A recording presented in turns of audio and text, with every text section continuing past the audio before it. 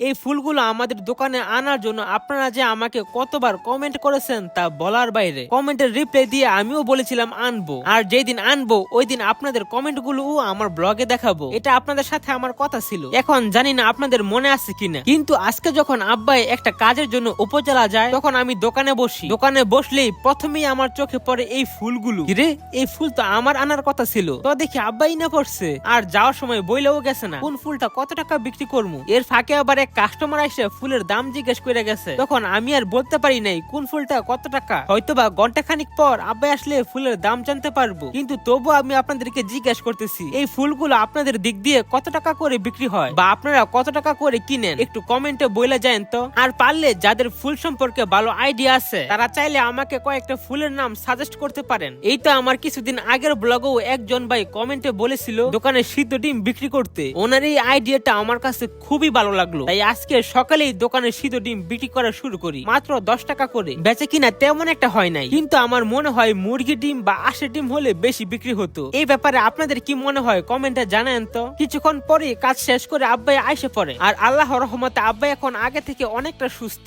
লোহার খাঁচাটা খোলার পর এখন আব্বাই একটু আগে থেকে বেশি হাঁটতে পারে। তো গাইস, এই ছিল রবিবার 4 তারিখ 1 মাস 2026 সালে কাটানো আজকের দিনটা আমার। আজকের দিনে দোকানে নতুন কিছু উঠানো হয়েছে, তাই ভাবলাম আপনাদের সাথে একটু শেয়ার করি, কারণ এখন যে শীত পড়ছে কম্বলের ভিতর বসে থাকতে থাকতে বিরক্ত হয়ে গেছি। আমার আজকের সারাদিনের ব্লগটা আপনাদের কাছে কেমন লাগলো তা কমেন্টে বলতে পারেন। আপনারা চাইলে আমার এই ফেসবুক পেজটা ফলো করতে পারেন এবং ভিডিওতে একটি লাইক, কমেন্ট, শেয়ার করতে পারেন। তো সবাই ভালো থাকবেন, আল্লাহ হাফেজ।